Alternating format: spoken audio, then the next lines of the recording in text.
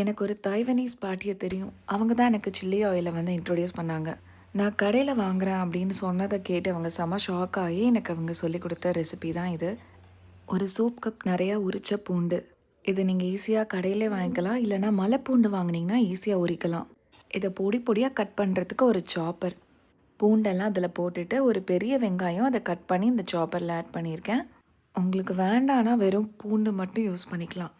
இந்த பாட்டி அவங்க ஹஸ்பண்டுக்கு 70ஸ்ல இங்கே வேலை கிடச்சி இங்கே வந்தாங்களாம். நம்ம ஊரில் கிடைக்கிற இன்க்ரீடியன்ஸை வச்சு தான் அவங்க செய்வாங்களாம். இந்த சாப்பரில் போட்டேன்னா 2 மினிட்ஸில் வேலை முடிஞ்சிரும்.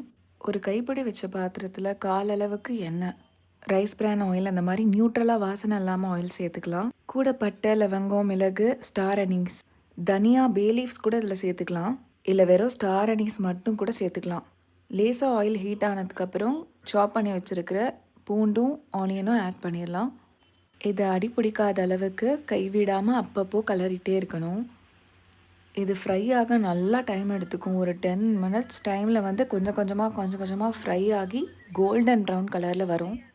அடுப்பை ஃபுல்லாக சிம்லேயே வச்சுக்கோங்க.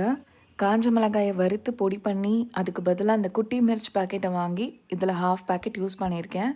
கலர், காரம் ரெண்டுமே நல்லாயிருக்கும். இதை நல்லா மிக்ஸ் பண்ணிவிட்டு இதுக்கு அடுத்தது உப்பு.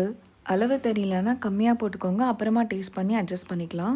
ஒரு டேபிள் ஸ்பூன் பொடிச்ச வெல்லம் இல்லைனா ப்ரௌன் சுகர், 2 to 3 டீஸ்பூன்ஸ் எள்ளு, வெள்ளை எள்ளு, இதெல்லாம் போட்டு நல்லா கலந்து விட்டு அடுப்பை ஆஃப் பண்ணிவிட்டு கம்ப்ளீட்டாக கூல்டவுன் ஆன உடனே அழகாக அப்படி சேரில் மாற்றி வச்சுக்கோங்க.